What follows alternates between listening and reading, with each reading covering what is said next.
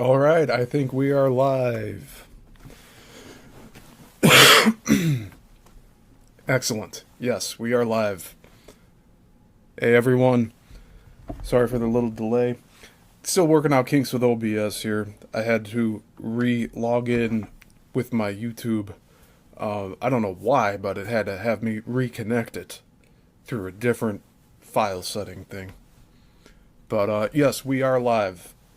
Hi everyone, this is Yissel Missile Productions channel.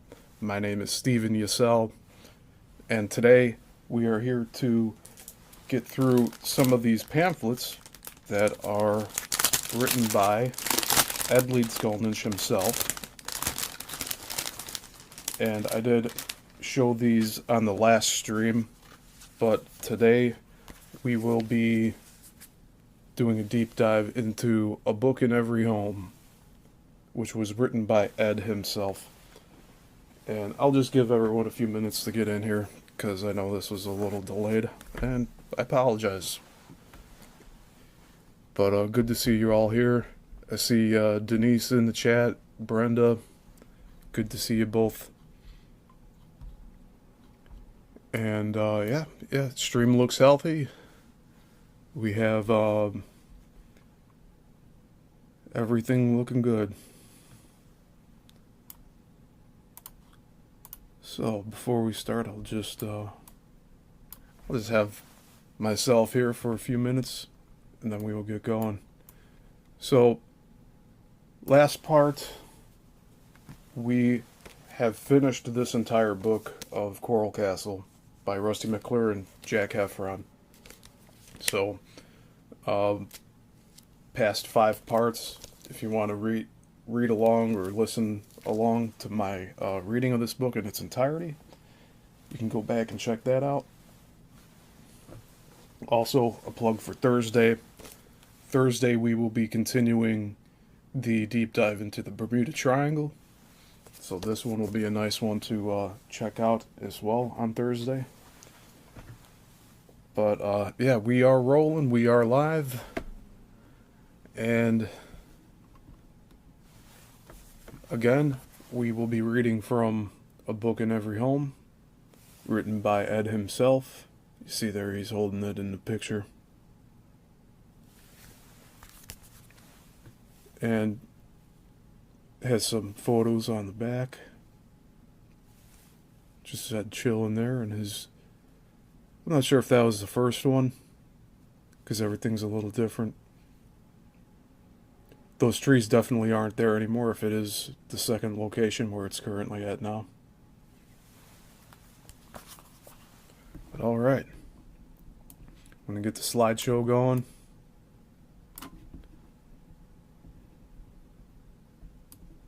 I'm grateful to have you here today.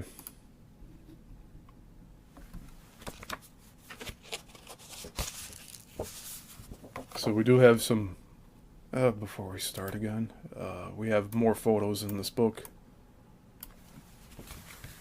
So after we turn the cover, and we've seen these already, but not in this particular book. I don't think we've seen this bottom one. Or actually we have. But yeah, it's good to see them one more time. And as mentioned in the other reading, this book is only half as long as it looks because Ed put the second blank page on the opposite side of everything he's writing so that people will, if they choose to, they can refute his points, which I thought was very cool. So, the opening here, it says A Book in Every Home, containing 3 subjects: Ed's Sweet 16, Domestic and Political Views, by Edward Leedskalnin, published by Edward Leedskalnin in Homestead, Florida.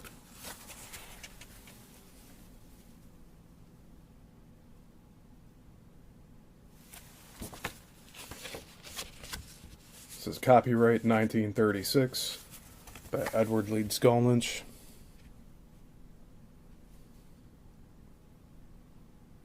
This is 89 years old. And the author's preface. Reader, if for any reason you do not like the things I say in this little book, I left just as much space as I used so you can write your own opinion opposite it and see if you can do better. The author.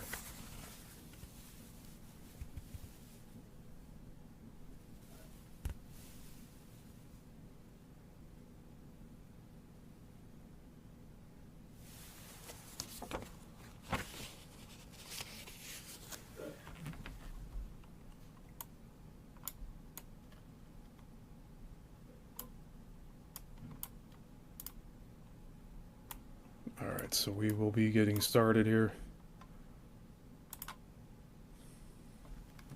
How y'all doing in the chat, by the way? Alright. So Ed Sweet 16. To those more than 15,000 people who have seen Ed's place, I told about Ed's Sweet 16. Now I will tell you why I did not get the girl. In Ed's place, there was a lasting fame for a girl's name, but it would have taken money to put the fame upon her. The trouble was that I did not have the money and did not make enough. That was the reason I could not look for a girl.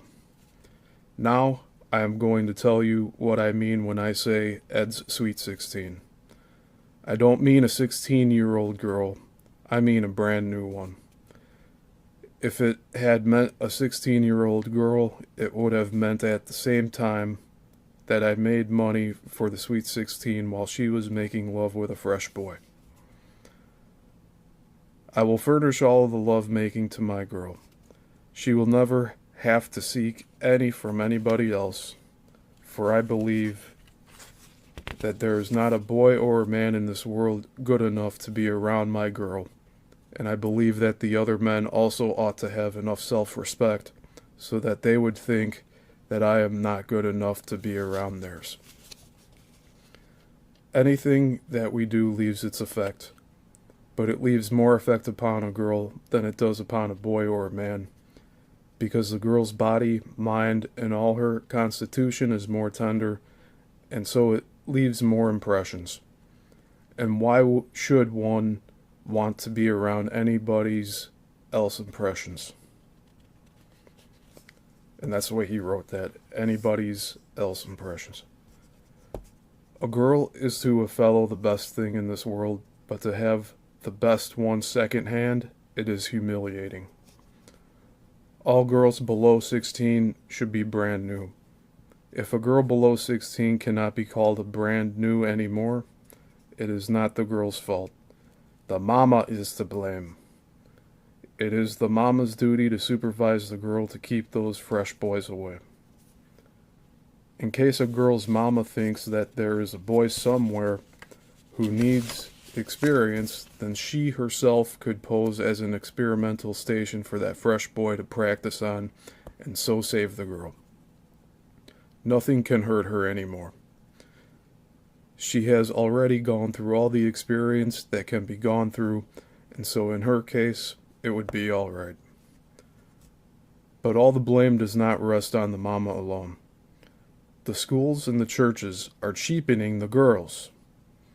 They are arranging picnics, are coupling up the girls with the fresh boys, and then they send them out into the woods, parks, beaches, and other places so that they can practice in first-degree lovemaking. Now, I will tell you what the first-degree lovemaking is. The first-degree lovemaking is when the fresh boy begins to soil the girl by patting, rubbing, and squeezing her. They start it in that way, but soon it begins to get dull and there is no kick in it. So they have to start in on the second degree and keep on, and then by and by, when the right man comes along, and when he touches the girl, then he touches her like dead flesh. There is no more response in it because all the response has been worked out by with those fresh boys. Why should it be that way? Everything we do should be for some good purpose, but as everybody knows, there is nothing good that can come to a girl from a fresh boy. When a girl is 16 or 17 years old, she is as good as she ever will be. But when a boy is 16 years old, he is then fresher than in all his stages of development. He is then not big enough to work, but he is too big to be kept in a nursery, and then to allow such a fresh thing to soil a girl. It could not work on my girl. Now I will tell you about soiling. Anything that is done, if it is with the right party, it is all right. But when it is with the wrong party, it is soiling. And concerning those fresh boys with the girls, it is wrong every time. Now, how can you find out if I am right? Pick out any girl you want, but do it before she has anything to do with anybody. As soon as she begins to couple herself with somebody. You watch her every day, and someday you will see the girl coming home with a red face. One's face is a window for other people to look in on, and when it turns red, it shows that there was something done that her moral conscience told her should not have been done. It is shocking to imagine that someone else produced that red face to my girl. In such a case, she could not be 100% sweet. As soon as a girl acquires experience, the sweetness begins to leave her right away. The first experience in everything is the most impressive. It should be reserved for the permanent partner. The less of the new experience is left, the cheaper the affair will be. That is the reason why I want a girl the way Mother Nature puts her out. This means before anybody has had any chance to be around her, and before she begins to misrepresent herself. I want to pick out the girl while she is guided by the instinct alone. When I started out in doing things that would make it possible for me to get a girl, I set a rule in my behavior to follow. The sweet 16 had to be a beginner and a likable girl and with a mild disposition. I had to be deserving of her. Everybody's sweet 16 should be so high in one's estimation that no temptation could induce one to act behind her back. I always have wanted a girl, but I have never had one. The reason why is that I knew it would produce several conditions and leave their effects, but I did not want any effects from past experience left on me and my sweet 16. A girl will economize, go hungry, and endure other hardships before she will put on another girl's dress to wear. I will put gunny sacks on before I will wear another man's clothes. And this is only a step from having another fellow's girl or another girl's fellow. Having such a case, the present possessor would have to clean up the past performer's effects. I'll reread that. Having such a case, the present possessor would have to clean up the past performer's effects. Now you see, to clean up the other person's leavings, it is humiliating, so it would be a cheap and undesirable affair.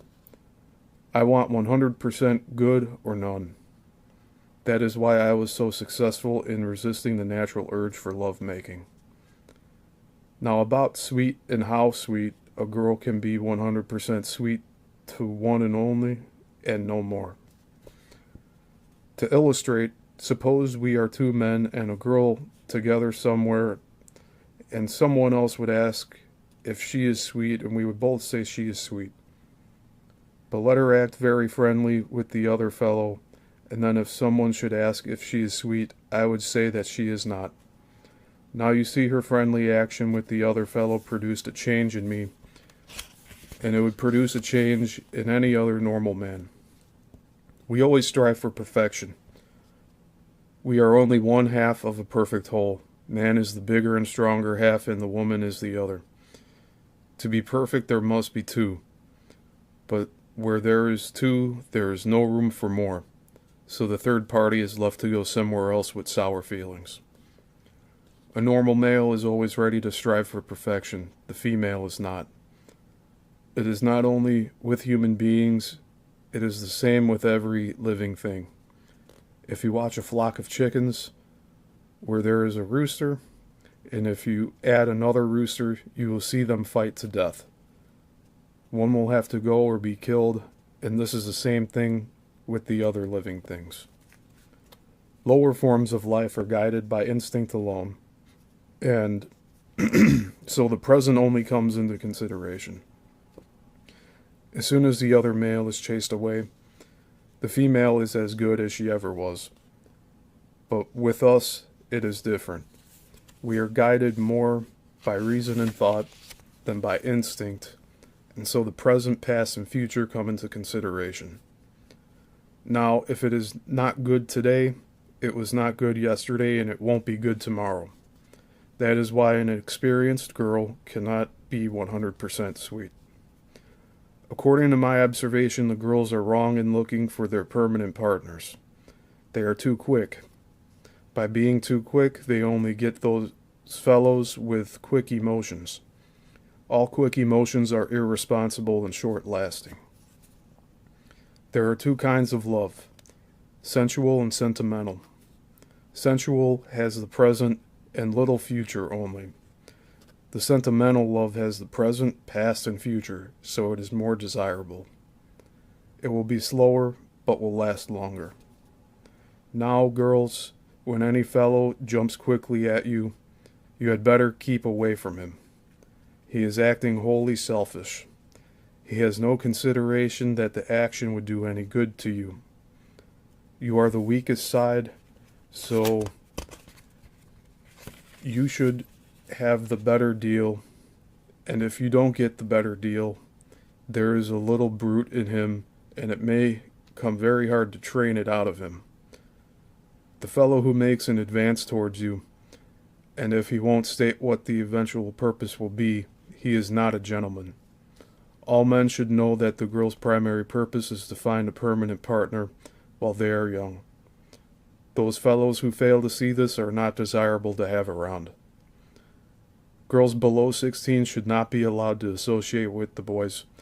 They are practicing in lovemaking. Such a thing should be discouraged. Lovemaking should be reserved for their permanent partners. With every lovemaking affair, their hearts get bruised, and by the time they grow up, their hearts are so badly bruised they are no longer good. Boys and girls start out as friends and finish as disappointed lovers. Now let me tell you, male and female are never friends. A friend will not want anything from a friend, but a boy or a girl, or one or the other, sooner or later, will ask for a little kiss, so they are not friends, they are lovers. Let's see what happens when they are selecting their partners while they are young. They select their partners on account of good looks.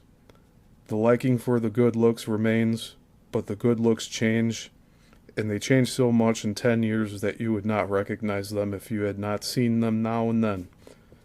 And the boy gets the best deal almost every time. By that time they are grown up. The girls will be faded so much that the fellow would not want her around anymore, so then any girl who associates with a fellow only 5 years older is headed for a bad disappointment. This all could be avoided with the right kind of an education. Now, a few words about education.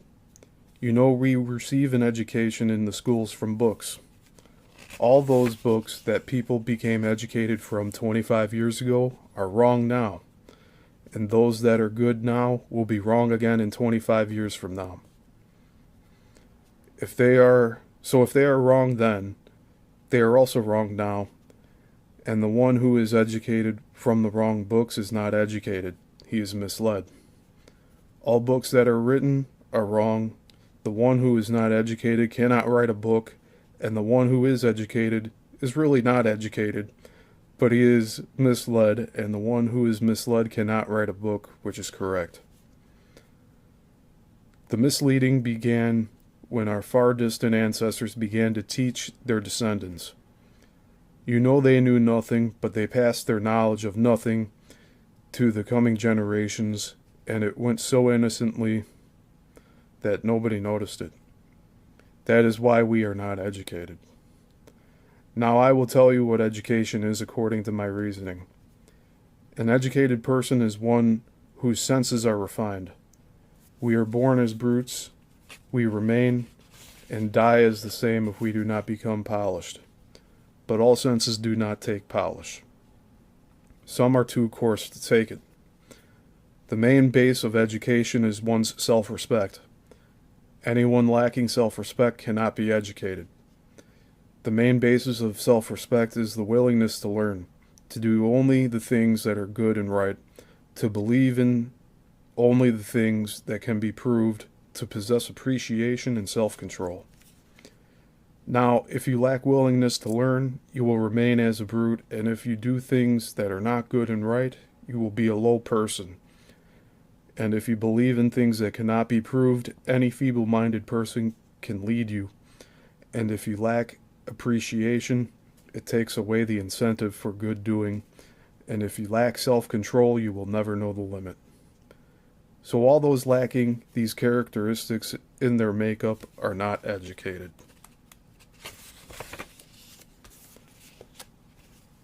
Alright, that was 13 pages so far. Hey Jay, good to see you.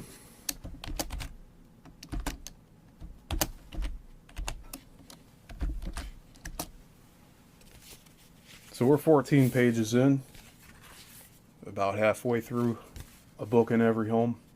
And Ed's really just laying it out there what his beliefs are with culture at the time. And again, this was written in, what year was it again? 1936.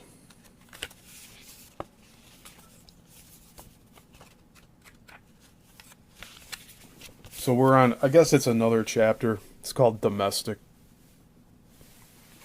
So I just thought that was a good breaking point to see how things are doing here. Alright, so let's continue. Domestic. The foundation of our physical and mental behavior is laid while we are in infancy. So the responsibility of our shortcomings rests upon our mothers and fathers, but mainly upon our mothers.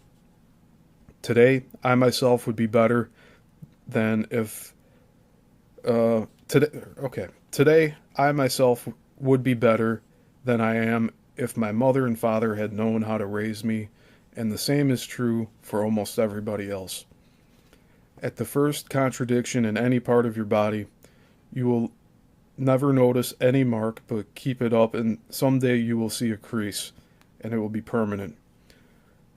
We all want to look and act the best that we know how, but we cannot learn from ourselves, so we have to learn from others. In my 30 years of studying conditions and their effects, I have come to the conclusion that I can tell pointers to the people that would be a good help to them. That is why I wrote this little book. To accomplish good results, the mothers will have to keep good watch on their darlings until they acquire the natural ambition to shine. And the girls should be more carefully watched than the boys, because the girl's looks are her best asset and should be cultivated. Don't raise the girls too big by overfeeding them and too curved by neglect. People who want to shine will always have to restrain themselves, because if they don't, their actions won't be graceful. Even when one's looks are good, if he abandons restraint, the performance won't be good. It is more likely that the person himself won't notice, but others will. The first thing I notice about other people is if there is something wrong, and if it could be improved, and the same must be true about other people noticing my defects and neglects. To correct those neglects, somebody will have to point them out, but to do it directly will not do, because they would think you are mean. That is why I want to point out the defects and neglects in this book. The most striking neglect that comes to my attention is when one is smiling. A smile is always pleasing if it is regulated, but without restraint, it is not. When smiling, the teeth only should be shown. As soon as you show the gums, it spoils the good effect. When showing the gums, you are doing triple harm. First, the gums never look good. Second, you are making two big creases in the side of your mouth. And third, your lips come too wide apart. Especially should a girl be careful not to show too abnormally big mouth. Girls should do nothing that would impair their best looks. I have seen moving picture stars, public singers, and others with their mouths open so wide that you would think the person lacks refinement. But if they knew how bad it looks, they would train it out. No doubt they have practiced before a looking glass, but a looking glass does not show such an enormous opening, because while they are looking at the looking glass, they are under restraint, and so they really don't know how it looks when they are not watching themselves. In a looking glass, you will never notice all your neglects and defects. They have to be pointed out by somebody else. It is painful to hear other people pointing out our neglects and defects, so do not entrust your friends to do it. Your friends may not always be your friends. The best way is to leave that to your own family.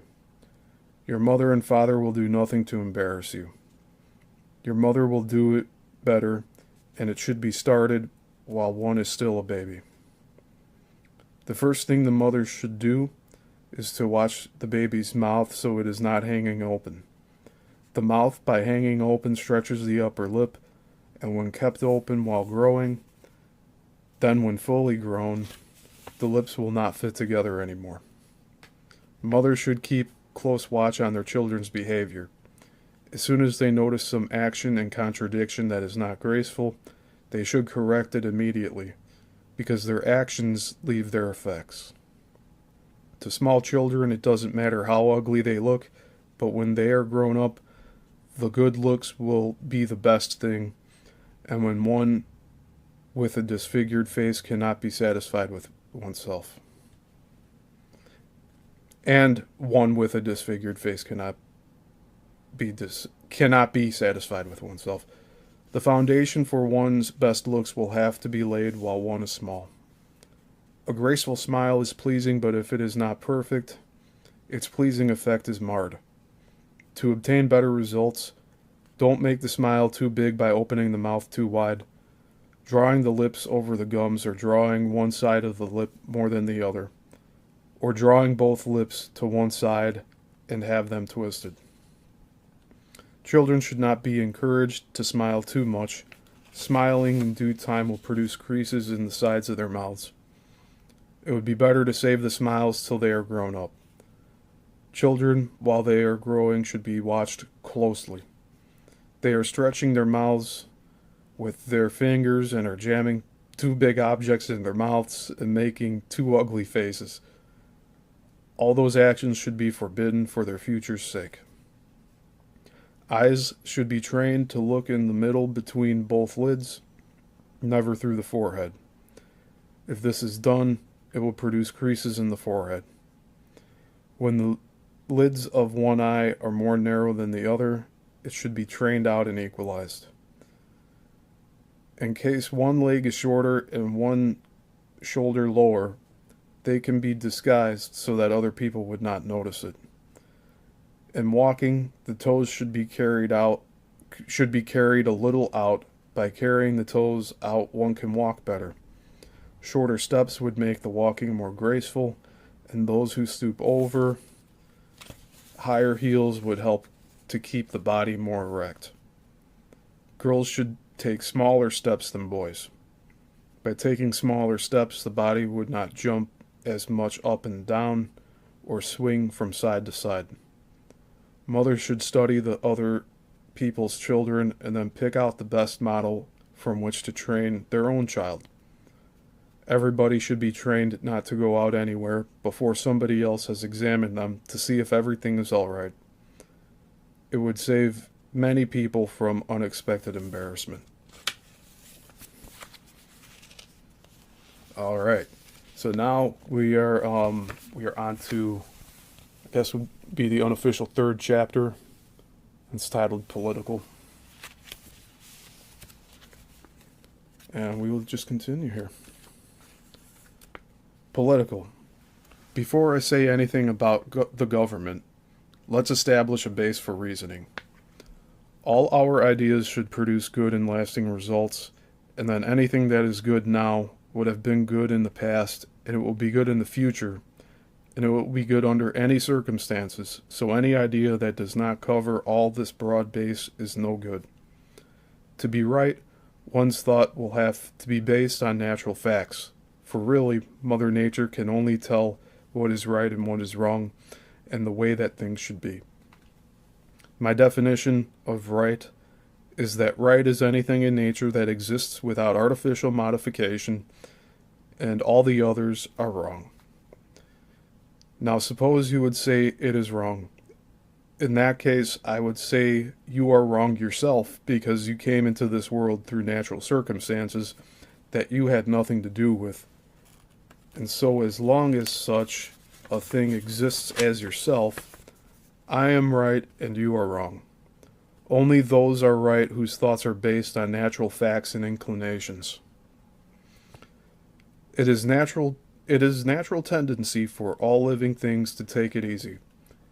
You watch any living thing you want to, and you will see that as soon as they fill up, they will lie down and take it easy. The physical comfort, the ease, that is the only thing in this world that satisfies. It cannot be overdone, and it is the real base of all of our actions. We all cannot take things easy because there is too much competition from other people. Only those who possess good management will succeed by exploiting domestic animals, machinery, other people, and natural resources. Everything will have to be produced that is consumed, and to those who have to produce the things themselves, they are consuming the easy days are not coming to them. Hold on, I'll reread that. Everything will have to be produced that is consumed, and to those who have to produce the things themselves, they are consuming, the easy days are not coming to them.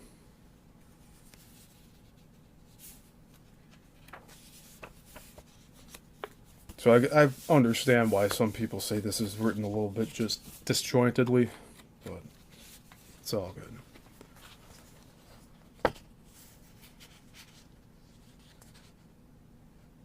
I'll have to check that book out, Jay. Jay said this kind of reminds me of a book called The Importance of Living by Lin Yutang. It's one of your favorites. It's awesome. Yeah, I'll have to look that up.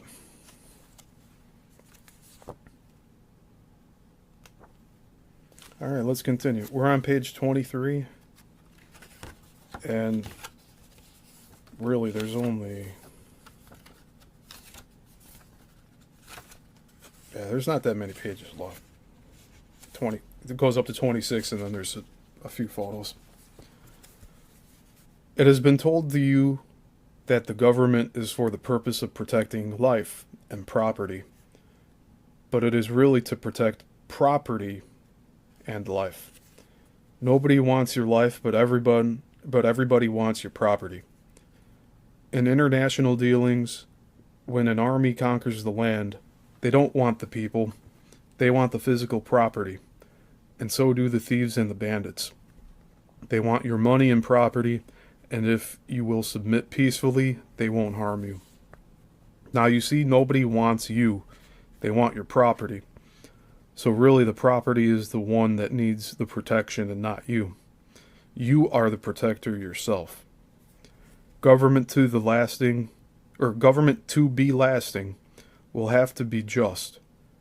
This means it will have to protect all the property alike, and all the property will have to pay equal taxes, which means big property, big taxes, and small property, small taxes. Government cannot exist without taxes, so only those who pay taxes should vote, and vote according to the taxes they pay. He's getting into some risky political talk here. I think a government can exist without taxes, And if you were to apply this to today, there's definitely a lot of bloat that can be cut, and they don't need as much taxes as they're taking out. But let's continue. It is not sound to allow the weaklings to vote. Anyone who is too weak to make his own living and not strong enough is not strong enough to vote, because their weak influence weakens the state, and a degenerated state cannot exist very long. But every state should be sound and lasting. By voting, the voters dictate the state's destiny for times to come, and then to allow such a weak influence to guide the state, it is not wise. And so you see, one should vote according to how he is carrying the state's burden. Another unwise thing about equal voting is that it gives the loafers and weaklings the power to take the property away from producers and stronger people. And another unjust thing about equal voting is that it gives the loafers and weaklings the power to demand an easy life from the producers and leaders. Wow. He's spitting fire here for some of this stuff. I'll reread this paragraph here. Another unwise thing about equal voting is that it gives the loafers and weaklings the power to take the property away from producers and stronger people. And another unjust thing about equal voting is that it gives the loafers and weaklings the power to demand an easy life from the producers and leaders. You don't have to agree with everything he just said, but I mean, there's some truth in there. Alright, let's continue. Self-respecting producers will not stand such an injustice for long. It is not the producer's fault when one is too weak to make his own living.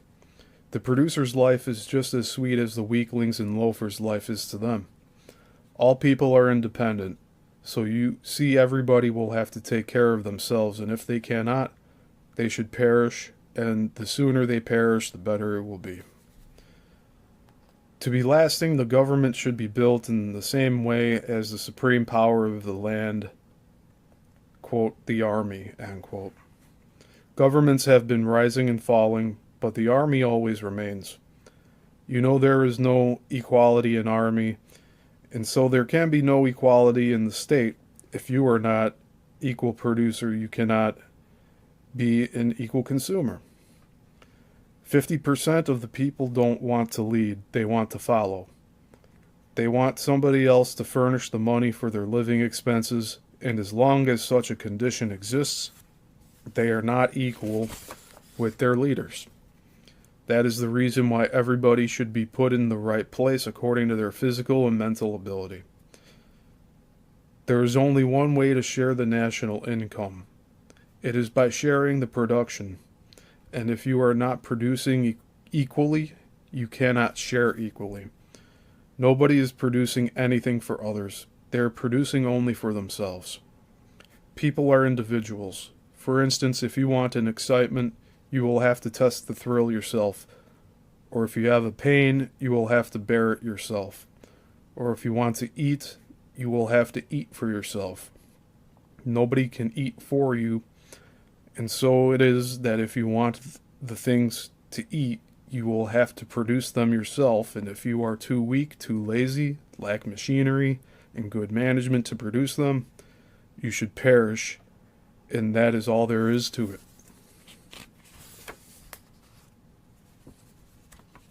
Wow. And that's it. So there's a photo here.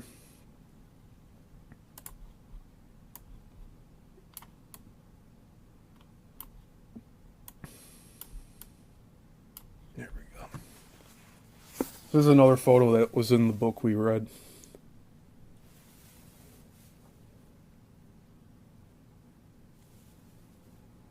I'll read the caption below real quickly here. Ed Leedskalnin demonstrating the electrical generator he designed and invented. It was his only source of power for his radio and experiments. So again, this generator, we don't have it all in one piece anymore. After he passed away, apparently some People raided the property, took some of this stuff away. Alright, so next page, I'll read this here. It says Statistics of the Coral Castle of Florida. The Coral Castle of Florida is the finest example of massive stone construction in the United States. That's a very bold statement there. And you see how the importance of this structure has carried over. It's still relevant today.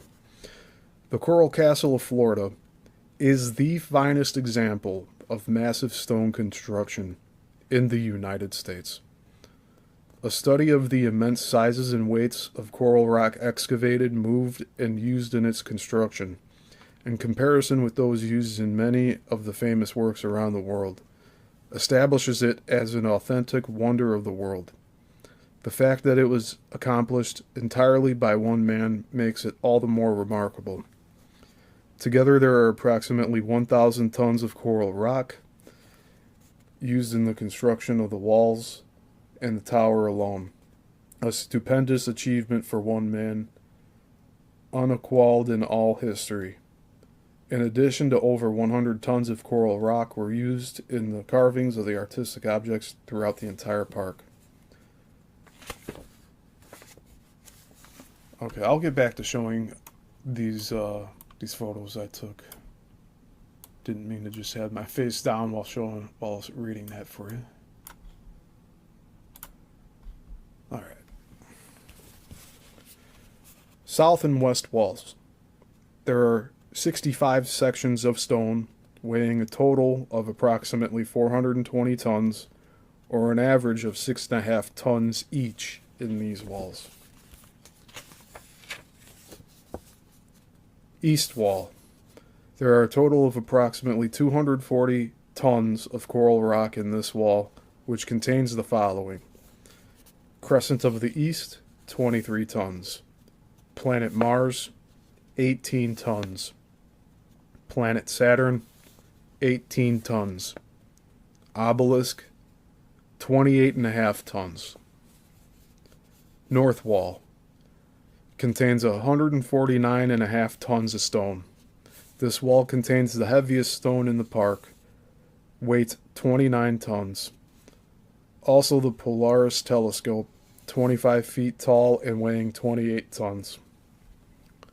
The tower. The tower contains 243 tons of coral rock made up of huge blocks of stone weighing up to 9 tons each. The average weight of the stones used in the construction of the Coral Castle of Florida is greater than those used in the building of the Great Pyramid of Giza, while several of the stones used are smaller than those found in the Stonehenge in England, and in weight exceed greatly the stones used in many of the other famous stoneworks throughout the world.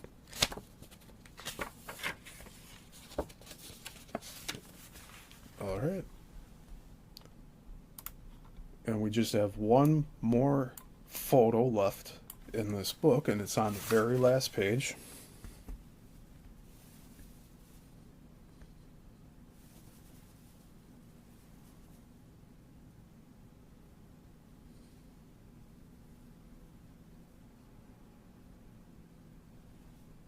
And that's Ed's living quarters. So that's a book in every home.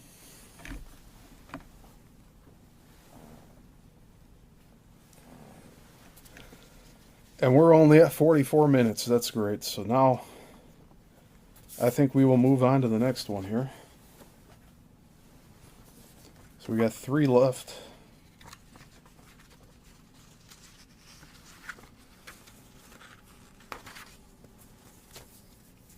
Yeah, we got 3 left here.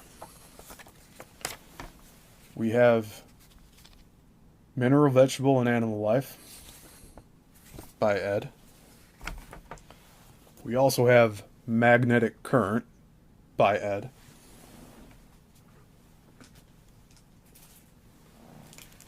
And we also have The Enigma of Coral Castle by Ray N.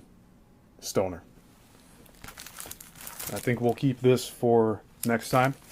But I do want to jump into one of these or both of these if we have the time here.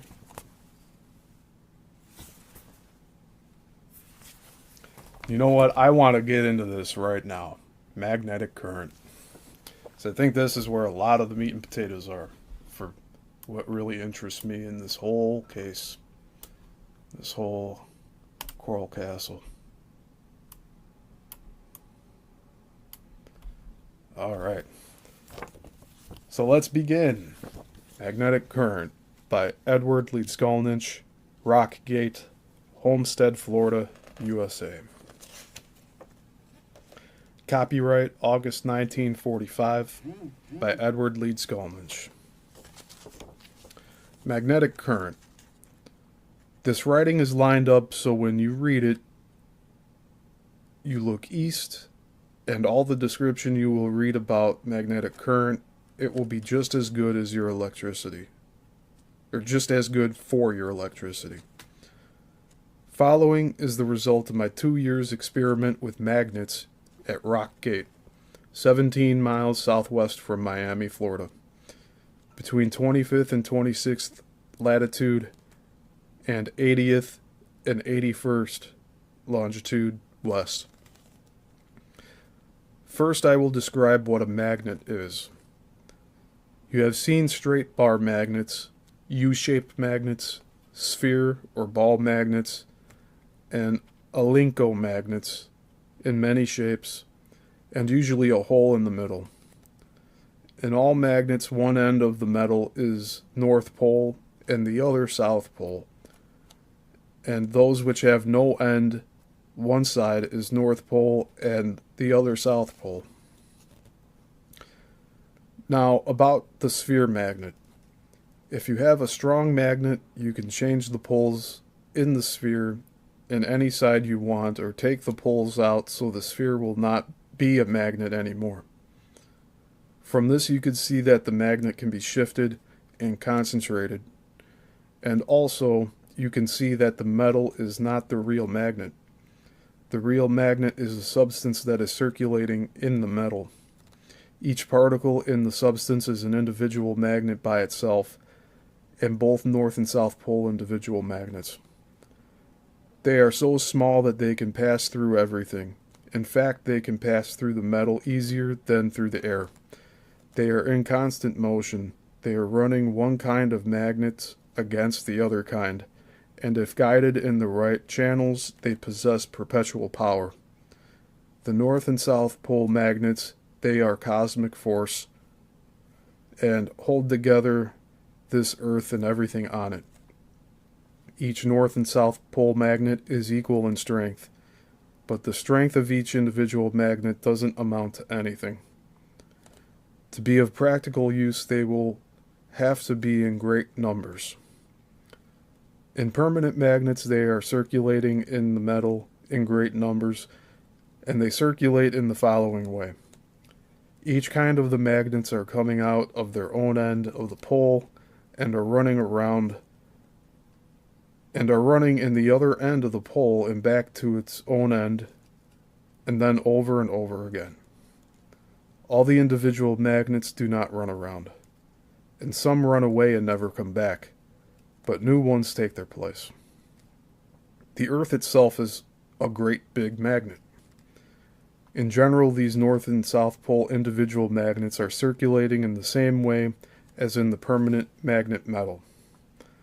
The North Pole individual magnets are coming out of the Earth's South Pole and are running around in the Earth's North Pole and back to its own pole.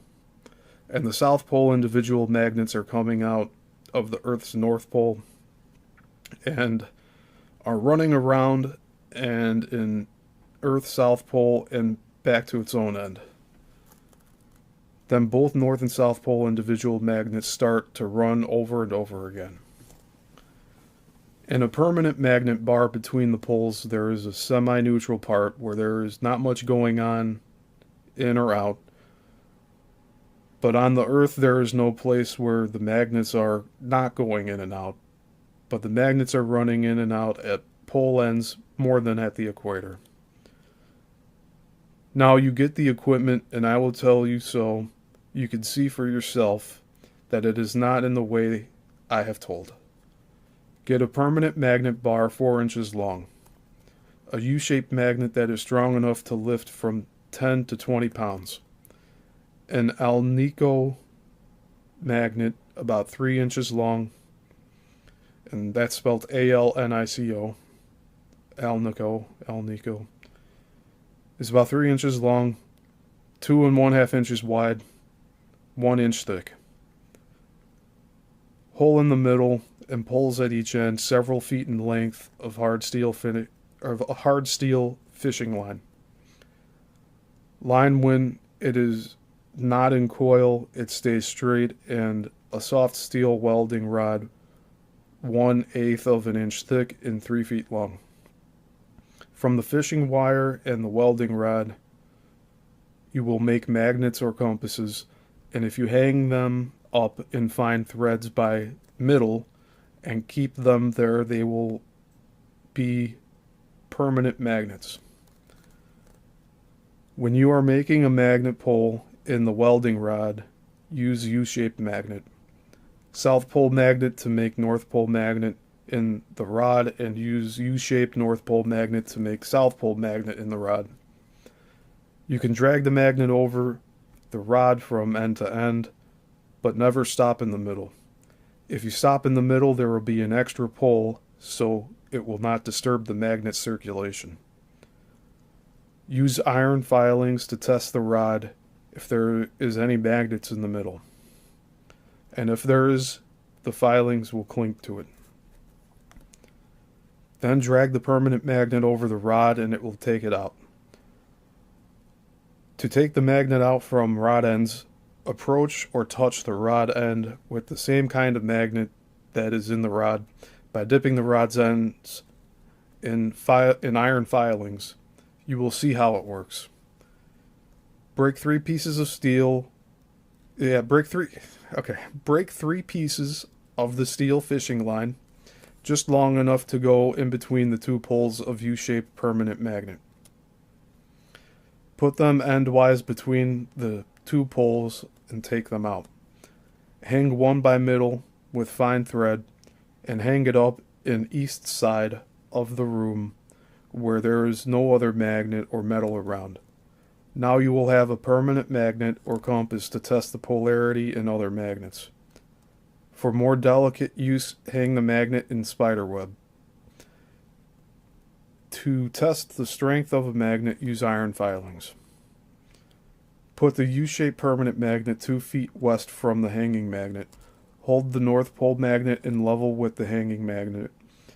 Then you will see that the South Pole of the hanging magnet is turning to you and the North Pole magnet away from you.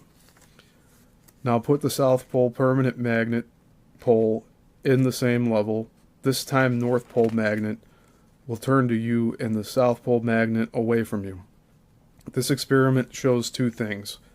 One, that the magnets can be sent out in straight streams, and the other, whatever kind of magnets you are sending out, the other kind of magnets are coming back to you.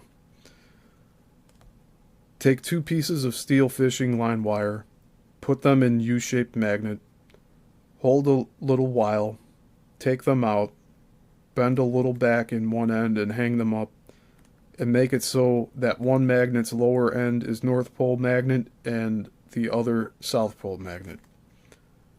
Make it so that they hang 3 inches apart. Put North Pole magnet. I'm sorry. Yeah, this is really disjointed. I'm reading word for word what he's written in here.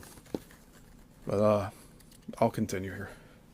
Put North Pole north side and South Pole south side. Now take the 4-inch long permanent magnet bar.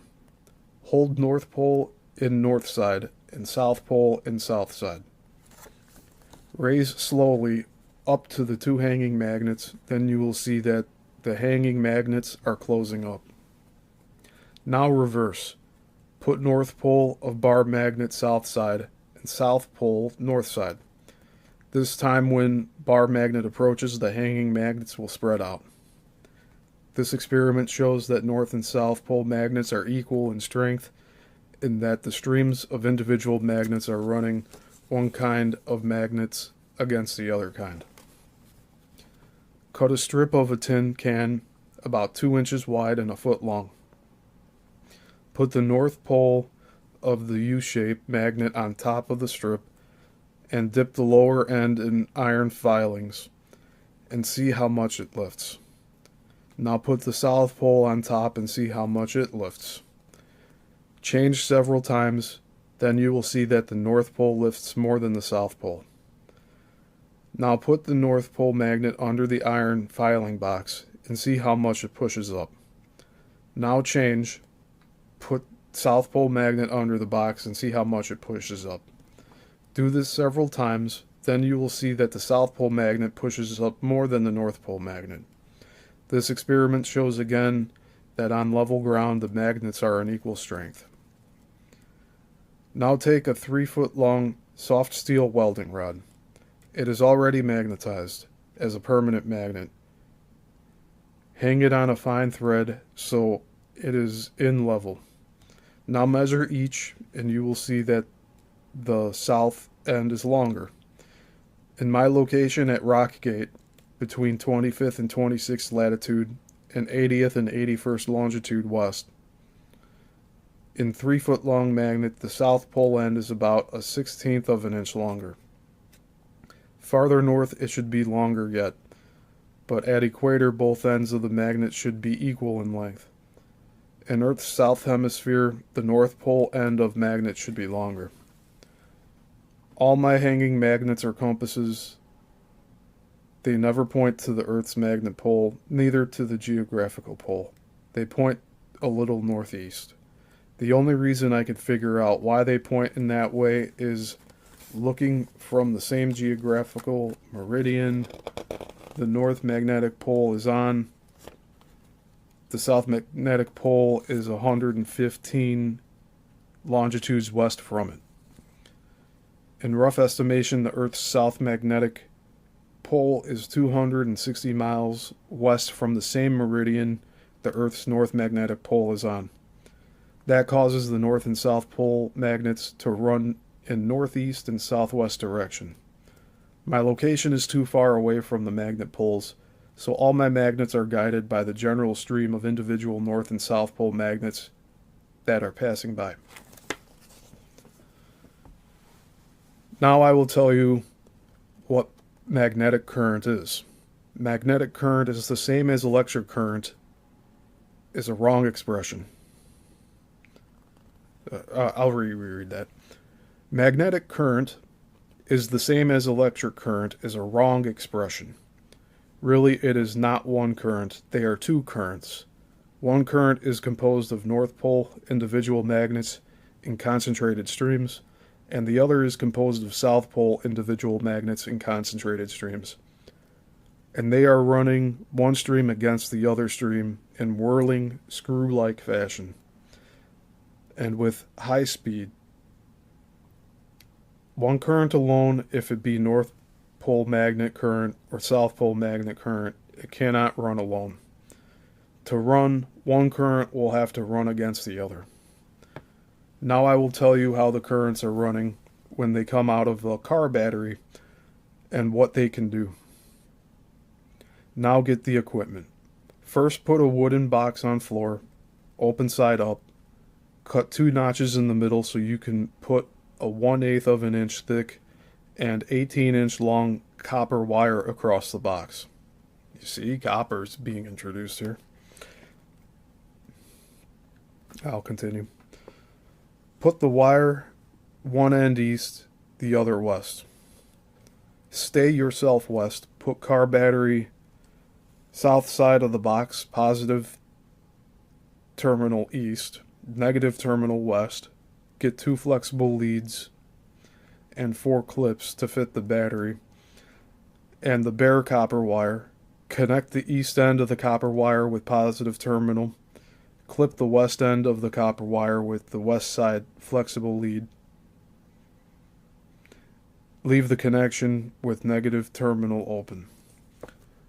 Break 2 pieces of the steel fishing line 1 inch long.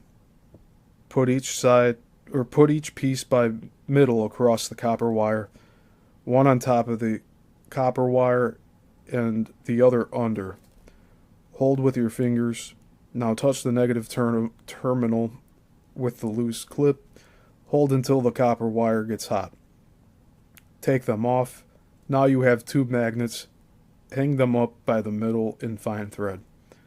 The upper magnet will hang the way it is now, but the one below will turn around. Break 5 inches long piece of the fishing line. Put the middle of the wire across and on top of the copper wire. Touch the battery. Hold until the copper wire gets hot. Dip the middle of the wire in iron filings. Then you will see how long a magnet can be made with this equipment. Break or cut several pieces of the hard steel fishing wire as long as to go between the poles of the U-shaped magnet. Now hold 2 pieces of the steel wire ends up and down, one wire south side of the copper wire and the other north side. The lower ends just below the copper wire. Hold tight and touch the battery until the copper wire gets hot. Now hang them up by upper end just above the copper wire. Touch battery. The south side magnet will swing south and the north side magnet will swing north. Put 2 pieces on top of the copper wire, the ends just a little over the copper wire. Those ends lying on copper wire, one pointing south and the other north. Hold tight. Touch battery. Hold until the copper wire gets hot. Take off the one pointing south is South Pole magnet, and the one pointing north is North Pole magnet. Put one wire on top of the copper wire pointing south, other below pointing north. Magnetize, hang up by tail ends on the copper wire, touch battery, they both will swing south. Put one wire on top of the copper wire pointing north, the other below pointing south. Magnetize, hang up by tail end above the copper wire, touch the battery, both magnets will swing north. Alright, I'm going to pause here briefly. This is a lot of information he's conveying, and really it's stuff that I'd have to read over several times before I could actually execute. But I'm getting this out here for all you to listen to and try to process and see what's going on. But he's just describing how to create magnets on this one here.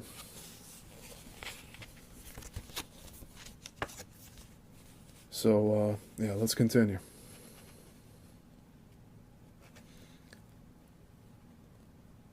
Cut pieces of fishing wire 1 inch long.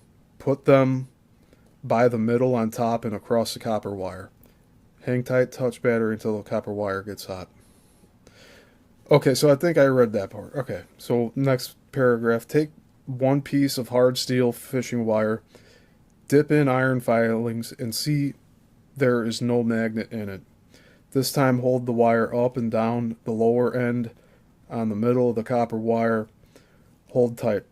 Touch the battery, hold until the copper wire gets hot, take it off, dip the wire in iron filings, and you will see that it is no magnet. Why? To take magnets with currents from batteries and dynamics with a single wire, the metal will have to be put on the wire in such a way so that the magnets which are coming out of the wire will be running in the metal starting from the middle of the metal and run to the end, and not from end to middle and across as they did the last time. You have to read that to take a south pole and a coil end that is pointing to you, you will have to run positive electricity in the coil in clockwise direction.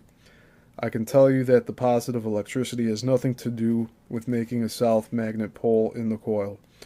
Each pole, south or north, is made by their own magnets in the way they are running the wire. This magnet making with a single wire, it illustrates how all magnets are made.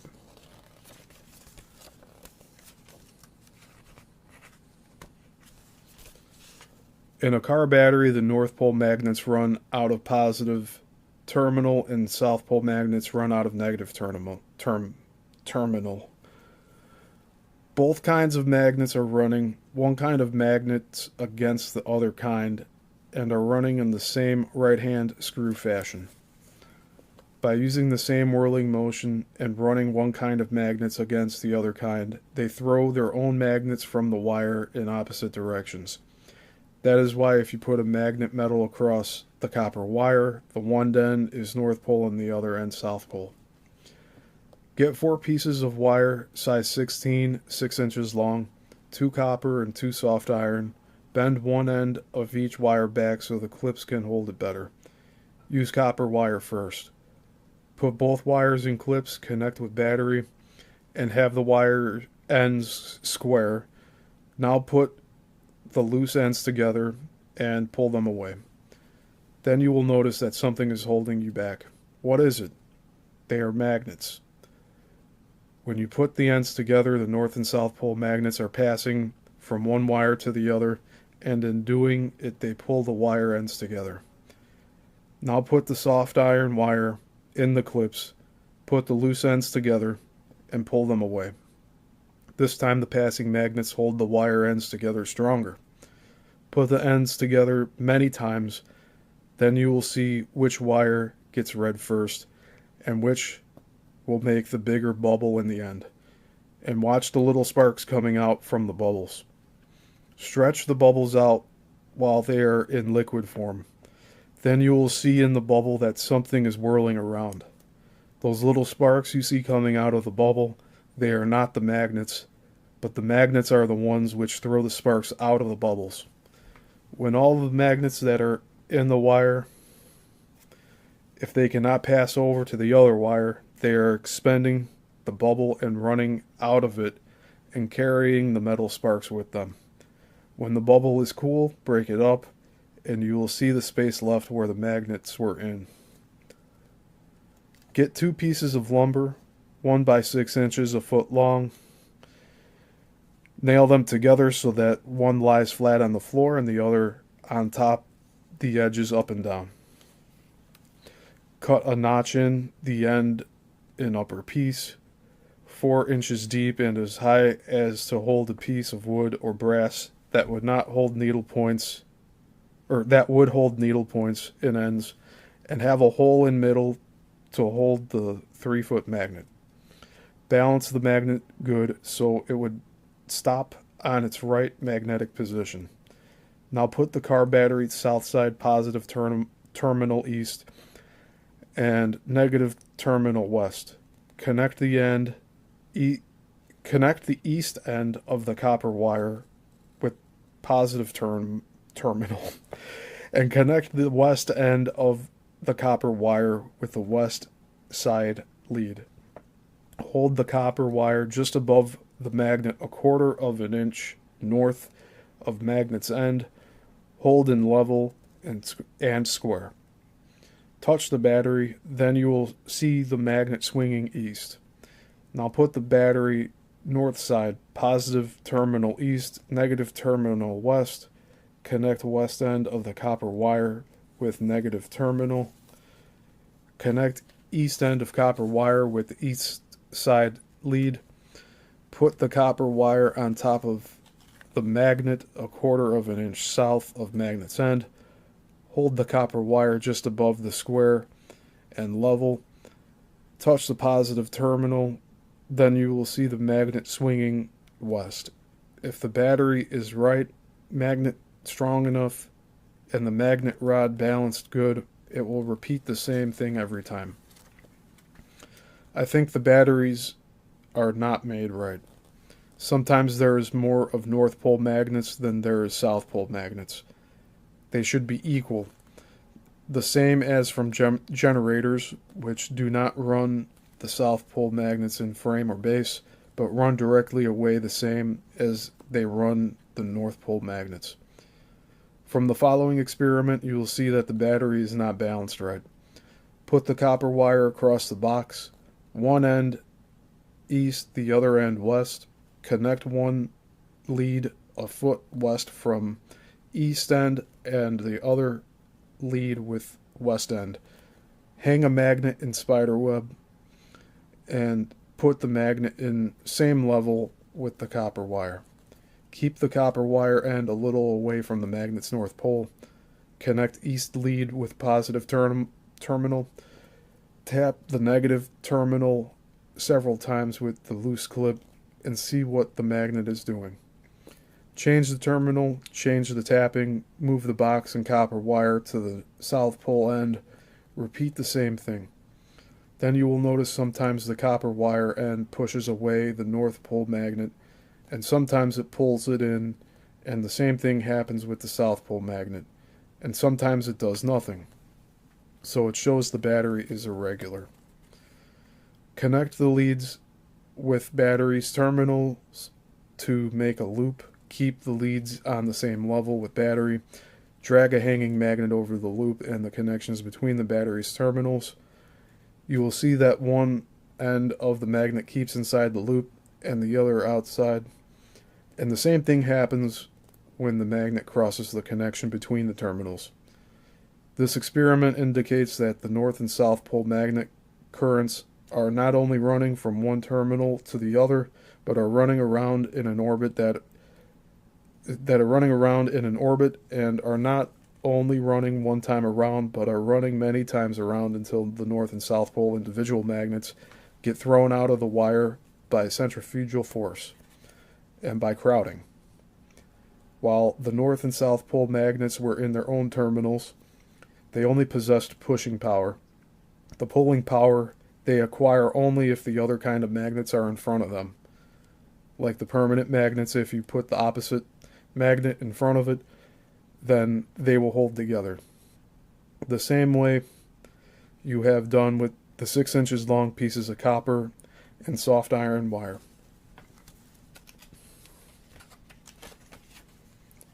From the experiment with the car battery, you can see the south principle, how permanent magnets are made by north and south. Or you could see the principle, how permanent magnets are made by north and south. North and south pole individual magnet currents running in a single wire from battery. How did the magnets get in there? As I said in the beginning, the north and south pole magnets, they are the cosmic force. They hold together this earth and everything on it. Some metals and non-metals have more of the magnets than others. The north and south pole magnets have the power to build up and take down. For instance, in welding, the magnets take the welding rod down and put it on the welding. In electroplating, they put one metal on the other. And if you burn a metal too much in an electric furnace, the metal will disappear in air and just vaporize. How we doing? We're almost done with this wordy explanation of magnets here.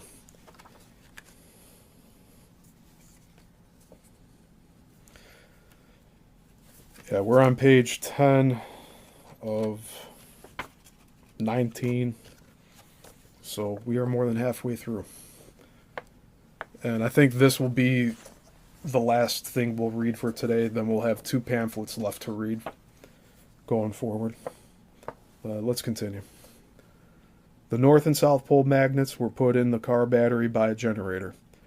When the north and south pole magnets went in the battery, they built up a matter that held the magnets themselves, and later on the acid takes the matter in parts and separates the magnets and sends them to their own terminals. And from there they come out. In other batteries, the acid takes the zinc in parts and sends the north pole magnets to positive terminal and holds the south pole magnets by itself for negative terminal. When the connections are made, the magnets will come out of the battery and will come out of the zinc will last. See that some of these sentences are just very deconstructed. When the zinc is gone, the magnets are gone too. The same is true if you put iron and acid and some other metals. for the other terminal, and when the connections are made, the magnets will come out of the battery, but when the iron is gone, the magnets are gone too. This should be sufficient to see that the north and south pole magnets are holding together everything. You saw how magnetic currents are made in battery from metal by acid. Next, I will tell you how magnetic currents are made by permanent and electric magnets, and then without either. I need to take a short break to go to the bathroom, so I will be right back, everyone. Just bear with me. I'll have the slideshow going.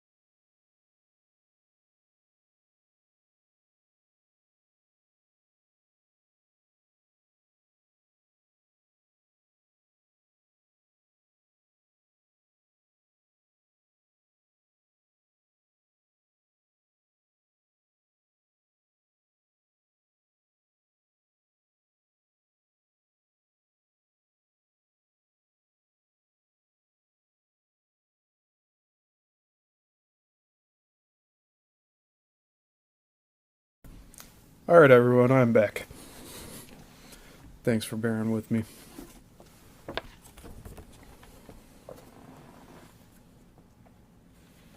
So we're on page 10 of magnetic current out of 19, and we are going to go through the rest of this right now.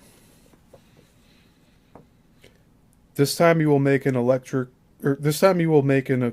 that can be used for 4 purposes: electric magnet, transformer, generator, and holder of perpetual motion.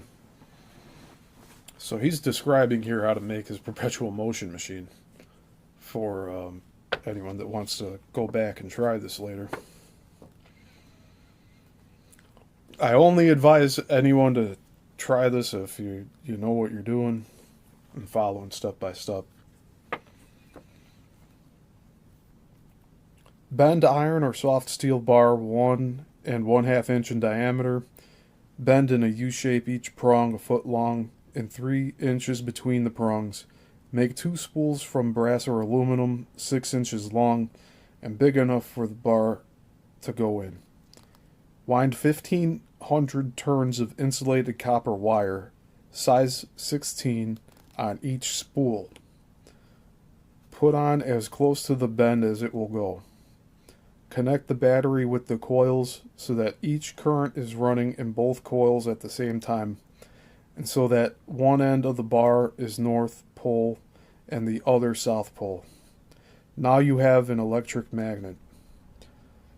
This time, the same thing will be a transformer. It will not be economical. It is only to show how a transformer works. Wind a coil of 1,500 turns with insulated copper wire, size 18, on a spool less than 3 inches long, so that 1.5 inch square iron rod can go in easy. Get 2 rods, one 3, the other 6 inches long. If possible, have them from laminated iron. Get 2 radio blue bead 6 to 8 volt light bulbs.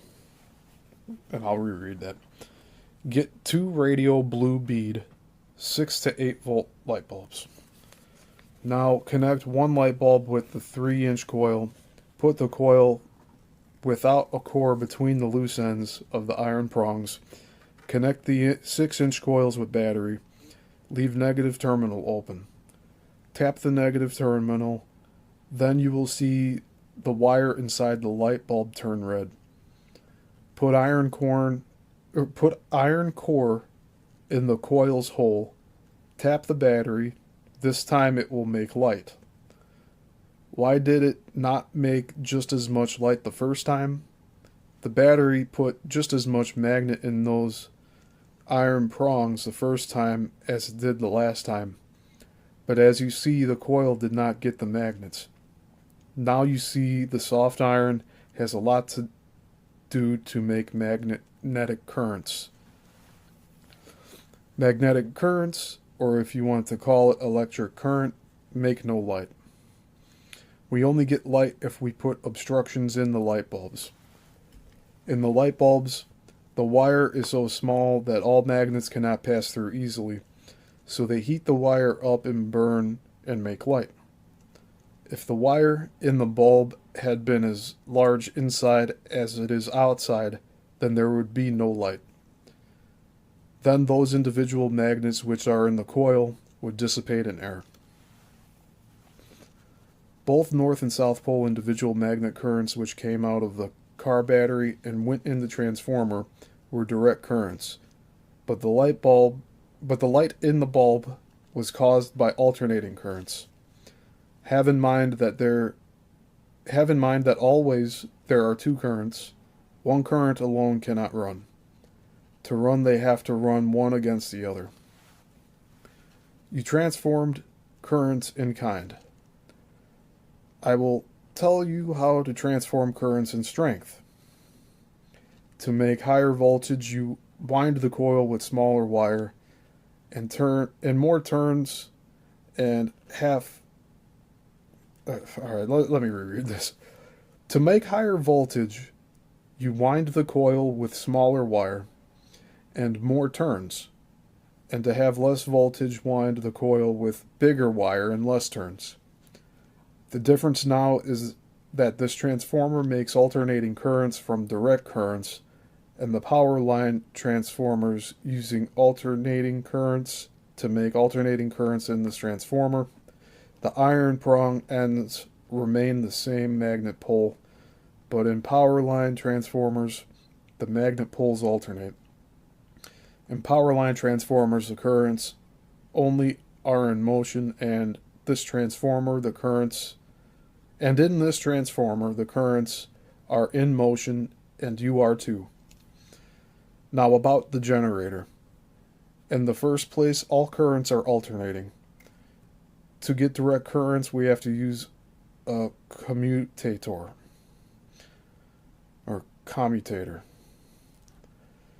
Transformers and generators of any description are making the currents in the same way by filling the coil's iron core with magnets and letting the iron core push them out and into the coil. Connect the battery with the electric magnet. It will be a field magnet now. Put the 3-inch coil between the iron prongs and take it out. Do it fast, repeat it, then you will have a steady light in the light bulb. Now you and the field magnet are a generator. Suppose you had a wheel and many coils around the wheel turning. Then you would be making all kinds of light. Do not make the machine. I already have the application for patent and the patent office. I made 10 different machines to make magnetic currents, but I found this combination between field magnets and coils the most efficient. Put the coil in slowly and take it out slowly. Then you will have no light. That will show to make magnetic currents the time is important. Put the 6-inch long square rod on top of the 2 iron prongs. Fit good so it lies even. Connect the battery with the electric magnet for a little while. Now disconnect the battery. Connect the light bulb with the electric magnet the same way it was connected with the battery. Now pull off the 6-inch long bar. Do it quickly. Then you will see light in the bulb. Connect the battery up again with the electric magnet. Put the bar across the iron prongs. Hold a while. Disconnect the battery. Now the electric magnet holds perpetual motion. If not disturbed, it will last indefinitely. I held it in this position for 6 months. And when I pulled off the 6-inch bar, I got just as much light out of it as I got in the first time. This experiment shows that if you start the North and South Pole individual magnets in an orbit, then they will never stop. The hanging magnets that hang up and down, they show that there is motion inside the bar. Hold the perpetual motion holder, North Pole magnet or pole end east, and South Pole magnet terminal or pole end west. Now raise it up slowly to the South Pole hanging magnet. Then you will see the South Pole hanging magnet swinging south. Now put the perpetual motion holder under the North Pole hanging magnet. Raise up slowly. Then you will see the North Pole magnet hanging. Then you will see the North Pole hanging magnet swinging north. This experiment shows without any doubt that the North and South Pole individual magnets are running in the same direction as those in the copper wire, which came out of the car battery, and in both instances, while the magnets are running ahead in whirling motion, they used the right-hand twist.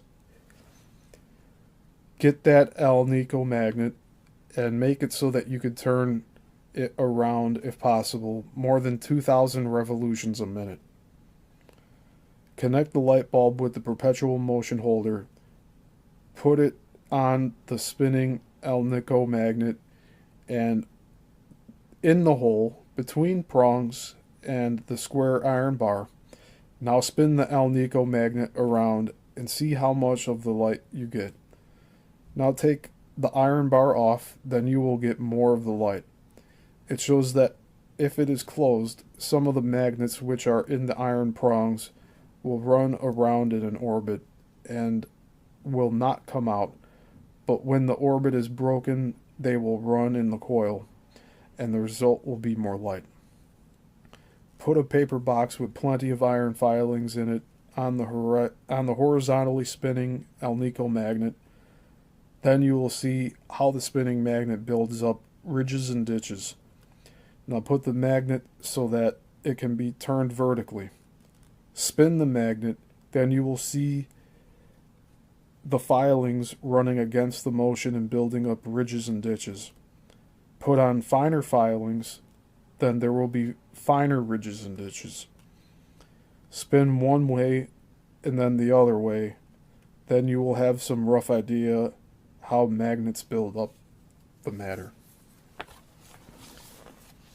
You made magnetic currents in 3 different ways, but in principle, they were all made exactly in the same way. Magnetic currents are made by concentrating, then dividing, and then shifting the existing North and South Pole individual magnets from one place to another. Now I will illustrate how my best machine is doing it. I will use only one coil and one U-shaped permanent magnet without using the winding that the machine uses to increase the permanent magnet strength. If you had a permanent magnet that the coil you use in the electric magnet would go in between the prongs of it, then that would be good to demonstrate, but if you have not, then use the same one you have. Get an iron core, the same dimensions as in the 3-inch coil, but long enough to go between the permanent magnet prongs. When the same number of turns and connect with the light bulb. Or wind the same number of turns and connect with the light bulb. Fasten the U-shaped permanent magnet very good. Bend up, prongs down, North pole north, south pole south. Now push the coil through the prongs from west to east. Do it fast, then there will be light in the bulb. Now push the coil and stop in middle, and then push again. This time you will have two lights while the coil went through the magnet prongs only once. You had two lights in the first time also, but you did not notice they came in quick succession. When you push the coil's middle up to field magnets middle, the currents ran in one direction, and when you pushed the coil away from the field magnet's middle, the currents reversed, then ran in the other direction. That is why you got two light flashes while the coil passed through the field magnet only one time. Here is the way in which the north and south pole individual magnet currents ran while you pushed the coil from west to east through the field magnet. Take the core out of the coil, wind one layer of wire on the core, and make it so that the north side of the winding wire's end points east and south side of the winding wire's end points west. You see that? These are very disjointed sentences, so it's going to sound a little weird. I'll reread that one. Take the core out of the coil, wind one layer of wire on the core, and make it so that the north side of the winding wire's end points east and the south side of the winding wire's end points west. When you pushed the coil to the middle of the field magnet, the north pole magnet current came out of the wire end that is pointing east, and the south pole magnet current came out of the wire end that is pointing west. But when you pushed the coil away from the middle of the field magnet, the currents reversed. Then north pole magnet current came out of the coil's wire end that is pointing west, and south pole magnet current came out of the coil's wire end that is pointing east. With the same winding, if the north pole field magnet had been south side and the south pole field magnet north side, then the running of the currents would be reversed. When currents reverse, they reverse the magnet poles in the coil. Every time when the coil is approaching the field magnets, the currents which are made in the coil during that time are making magnet poles in the coil's core ends, the same as those field magnet poles they are approaching, but during the time the coil is receding, those currents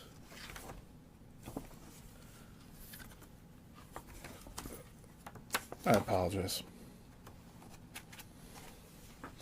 But during the time the coil is receding, those currents are making the coil's magnets poles opposite to the field magnets they are receding from. While you have the small coil handy, I will tell more about magnets. Run south pole magnet current in the wire end that points west, and north pole magnet current in the wire end that points east.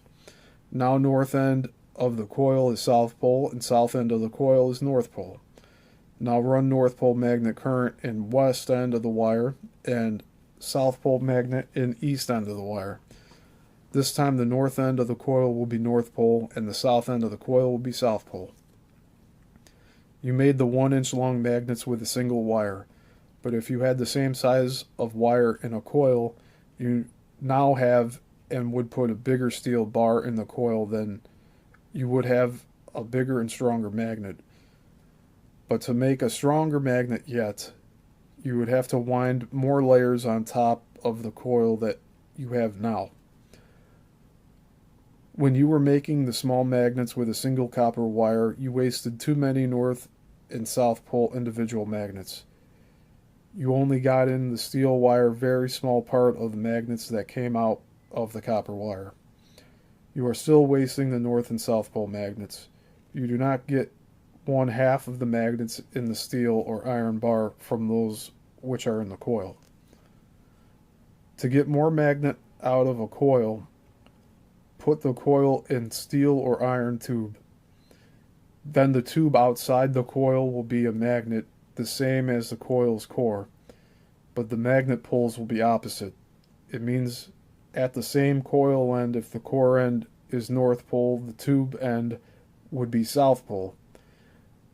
In this way you will get almost again as much magnet out of the coil and in the core and the tube. You can do better yet, join one end of the coil's core end with the same metal, joining core with tube. Make 2 holes in the end of metal for the coil wire ends to go out. Fasten a ring on top. Now you have the most efficient electric magnet for lifting purposes. It wastes no magnets that come from your battery or dynamo. Take the coil out of the electric magnet. Run the currents in the coil. Put a hard steel bar, one end to the coil's north pole. Hold a while, take away. Now the bar is a permanent magnet. That end at coil's side is south pole magnet and the other north pole magnet. Now this permanent magnet can make other hard steel bars and permanent magnets, but every magnet that it makes will be a weaker magnet than itself. The coil made this permanent magnet in the same way that the permanent magnets are making other permanent magnets. Put this permanent magnet in the coil's hole, reverse it, put bars north pole ends in the coil south pole end. Run current in the coil for a while, take the bar out. Now you have a stronger permanent magnet, but the poles are reversed. This shows that the stronger magnet can change the weaker magnet. When you were pushing the coil through the U-shaped magnet, you got 2 flashes in the light bulb with 1 passage through the U-shaped magnet, and I showed you from which ends of coil's wire the currents came out while they made the flashes. Now I will make so you can actually see that it is the way I told you. Take the light bulb off the coil, put the core in it, connect the coil with a loop that would reach 6 feet east from the U-shaped magnet. Keep the loop end a foot apart, stretch south side wire straight, make it so they cannot move. Get those little hanging magnets, which each hang one end up, the other down. Hang the south pole magnet on the loop wire. Now push the coil through the U-shaped magnet and watch the hanging magnet. First it will swing south, then north. Now hang the north pole magnet on the wire. Watch again while you are pushing the coil through the U-shaped magnet. This time, first it will swing north, then south. Hang both magnets. Watch again, and you will see that both magnets at the same time, first they swing to their own side and then to the other side. If the hanging magnets do not swing while you are pushing the coil through the U-shaped magnet, then the U-shaped magnet is not strong enough. The U-shaped magnet should be strong enough to lift 20 pounds. You can put 2 magnets together or use electric magnet, and still better you can put the coil in electric magnet. Then you won't have to push it. Then you could sit down and tap the battery and see the hanging magnets swinging. All currents are made in the same way by filling the coil and iron core with north and south pole individual magnets, and then giving enough time for the magnets to get out and then start over again. If you want to use the electric magnet, be sure that the north pole is in north side and the south pole is in south side, and put the coil and the prongs in the same way as it is now. Now I will tell you what happened to the U-shaped magnet while you push the coil through it from west to east. Set up the 3-foot magnet so it can turn. Put the coil with core in it in the U-shaped magnet. Now approach the 3-foot magnet's south pole with the U-shaped magnet's north pole, or U-shaped magnet's south pole. As soon as the 3-foot magnet begins to move, you stop and mark the distance. Take the coil away, approach again as the 3-foot magnet begins to move away. Then stop and mark the distance. Then you will see how much strength the U-shaped magnet lost while you were pushing the coil in and halfway out of the U-shaped magnet. The U-shaped magnet was losing its strength up to the time it began to break away from the iron core. But during the time the U-shaped magnet broke away, it regained its strength. The breaking away from the iron core recharged the U-shaped magnet, then it became normal again, and ready for the next start. During the recharging, the new supply of magnets came from the air or the Earth's magnetic field. Now we see how the magnetic currents are made by the U-shaped magnet. You already know that before the coil got in between the U-shaped magnet, between the U-shaped magnet prongs, those little individual magnets were running out of the U-shaped magnet prongs in all directions.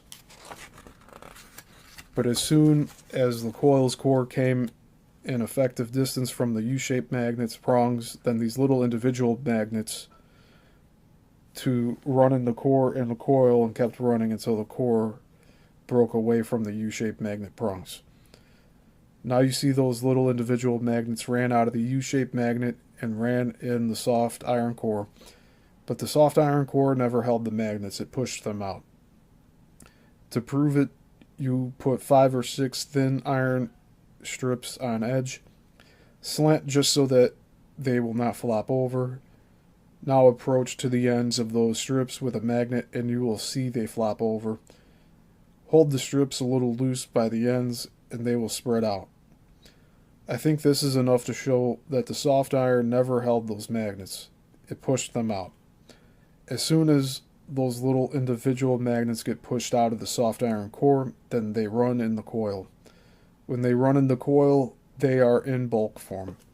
The coil's part is to divide those individual magnets from bulk form in the small paths. The coil is not necessarily to make the magnetic currents. Currents can be made with a single wire. The coil is necessary to increase the amount and strength of the currents.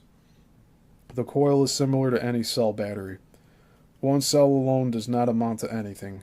To be good, many cells have to be in a battery. The same in a coil. To be good, many turns have to be in a coil. When the magnets that are in bulk form enter the coil, then the coil divides them in small paths. It is done in this way. When the bulk magnets enter the coil, they fill the coil's wire with north and south pole individual magnets. North pole magnets pointing toward the south pole U-shaped magnet, and south pole pointing toward north pole U-shaped magnet. Now the wire in the coil is one continuous magnet. One side of the wire is south pole and the other north pole. Now we have those little north and south pole individual magnets in the wire, but they are not running in the way we want. They are running across the wire. We want the magnets to run through the wire lengthwise, but there is only one way to do it. We have to increase the number of those north and south pole individual magnets. To do it, the coil will have to approach and enter the U-shaped magnet, but when the coil reaches the middle of the U-shaped magnet, the limit is there, so the running of the currents stop. In the core and the coil, there is plenty of those little magnets, but they stopped to run through the wire lengthwise. Now they only run across the coil's wire. To make the magnets run in the wire lengthwise again, the coil will have to get away from the U-shaped magnet.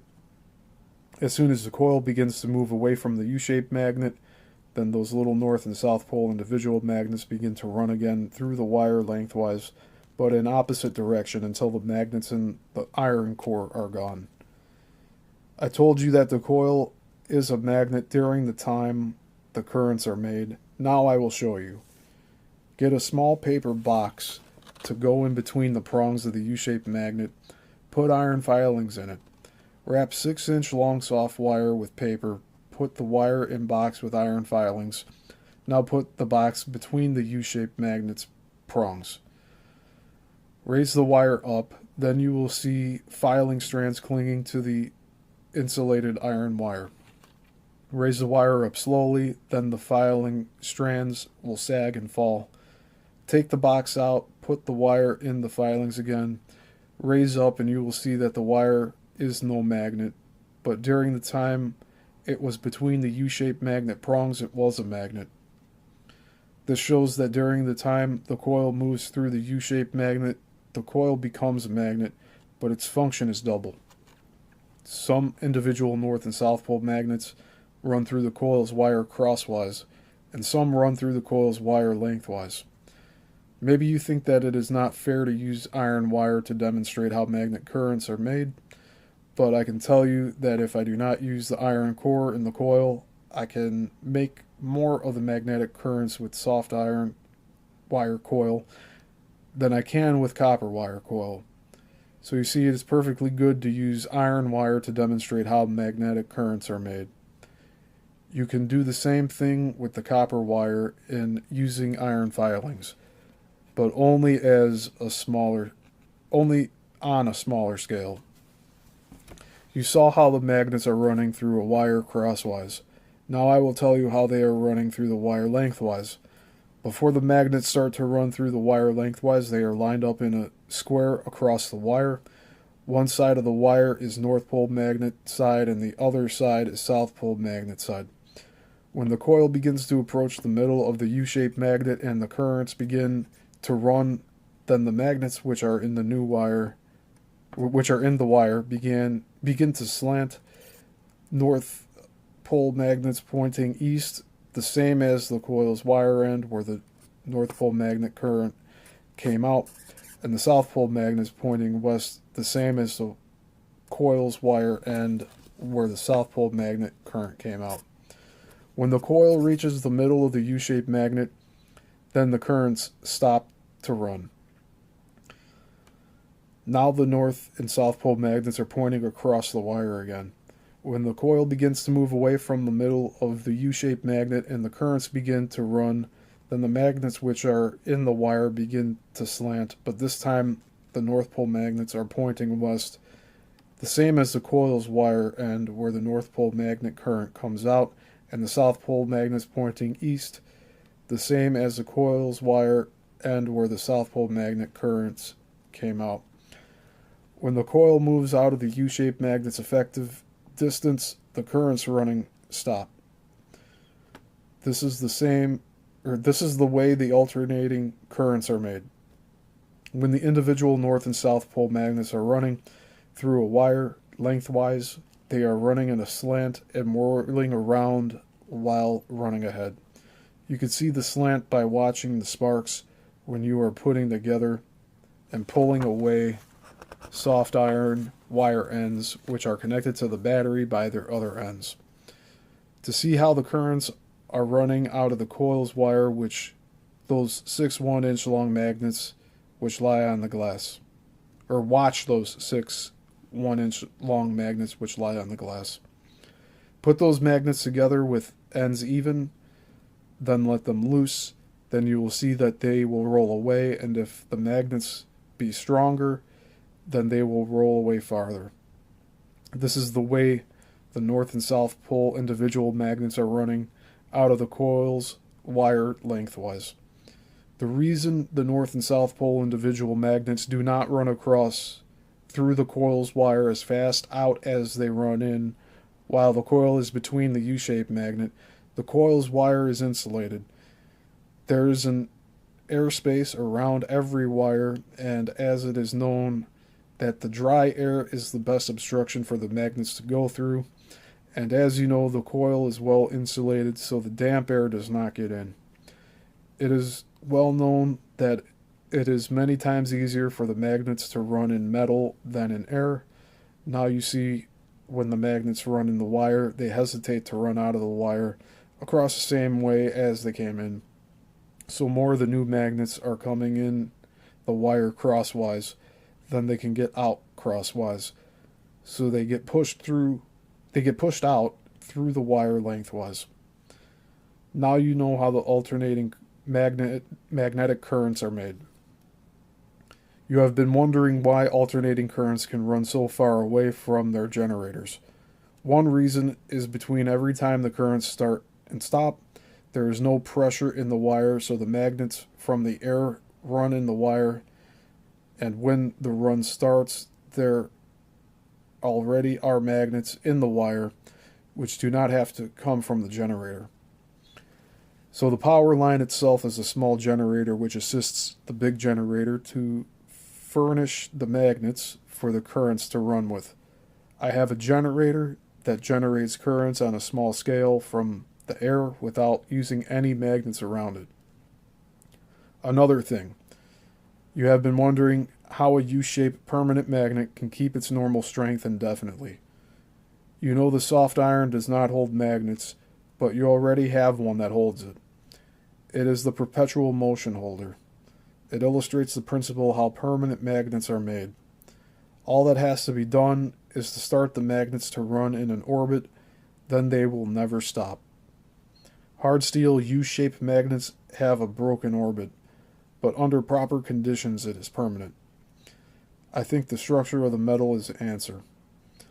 I have two U-shaped magnets. They look alike, but one is a little harder than the other. The harder one can lift 3 pounds more than the softer one. I have been tempering the other steel magnets and have noticed that the harder the steel gets, the smaller it becomes.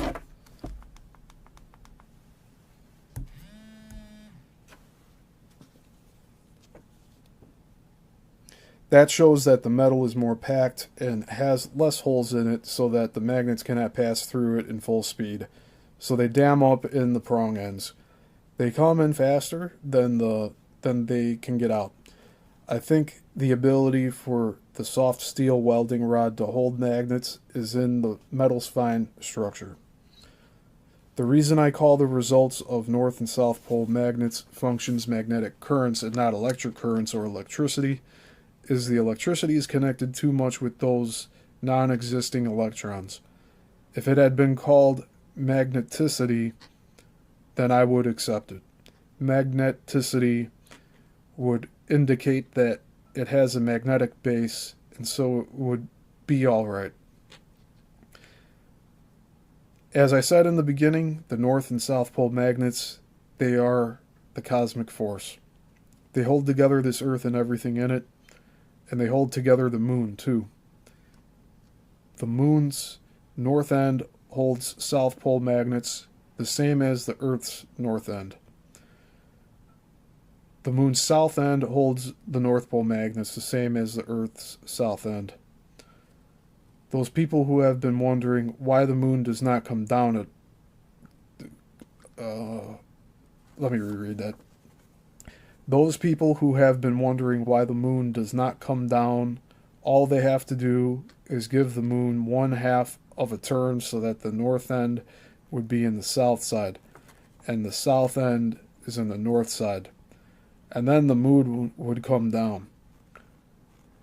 At present, the Earth and the moon have like magnet poles in the same sides, so their own magnet poles keep themselves apart. But when the poles are reversed, then they will pull together. Here is a good tip to the rocket people. Make the rocket's head strong North Pole magnet and the tail end strong South Pole magnet, and then shut 2 on the moon's north end, and then you will have better access. North and South Pole magnets are not only holding together the Earth and moon, but they are turning the Earth around on its axis. Those magnets which are coming down from the sun, they are hitting their own kind of magnets which are circulating around the Earth, and they hit more on the east side than on the west side. And that is what makes the Earth turn around. North and South Pole magnets make the lightning. In Earth's north hemisphere, the South Pole magnets are going up and the North Pole magnets are coming down in the same flash. In the Earth's south hemisphere, the North Pole magnets are going up and the South Pole magnets are coming down in the same flash. The north lights are caused by the North and South Pole magnets passing in concentrated streams, but the streams are not as much concentrated as they are in the lightning. The radio waves are made by North and South Pole magnets. Now about the magnet size. You know, sunlight can go through glass, paper, and leaves, but it cannot go through wood, rock, or iron. But the magnets can go through everything. This shows that each magnet is smaller than each particle of light. And that is it for magnetic current. That was very technical. Yikes. I did not expect that to be as technical as it was.